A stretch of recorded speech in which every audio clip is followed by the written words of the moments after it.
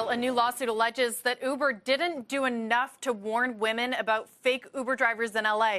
Now, it's being brought by 3 of 9 individuals that allege they were sexually assaulted by these drivers between September of 2016 and February of 2018. This also comes about a week after a University of South Carolina student was kidnapped and killed after getting into a vehicle she mistakenly thought was the Uber that she ordered. Now, according to this lawsuit, Uber was warned by law enforcement on at least 5 occasions of assaults in a section of LA where there are a bunch of popular nightclubs. Now, Uber says it can't comment on the complaint, but it does say that it's been working with local law enforcement, including the LAPD, to educate the public on how to avoid fake drivers for years. Now, the bigger picture here, Carl, this is a reminder that Uber has a long list of legal woes ahead of its IPO. Even under Dara Khosrowshahi, he's taken a more conciliatory approach, but there are many ongoing and unknown issues that investors will have to consider and grapple with ahead of the IPO. Back over to you.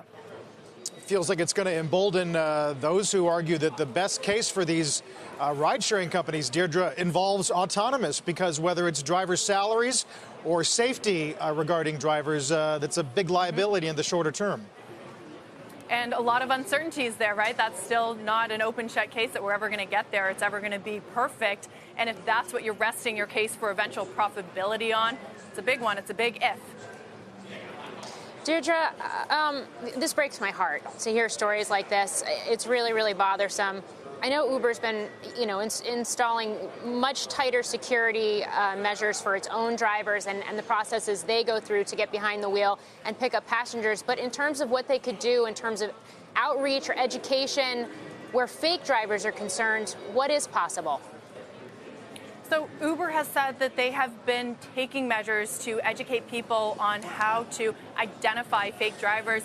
The issue here, and what this case is claiming, is that Uber isn't doing enough. Now, the company, if you ask them, they will say that they have been putting measures in place. They had a campaign that started in 2017. And if you notice, this is happening in areas of LA where there's a lot of nightclubs. So in some cases, it's people who have had too much to drink that aren't checking the license plate with the app and the driver with what they're seeing in the app.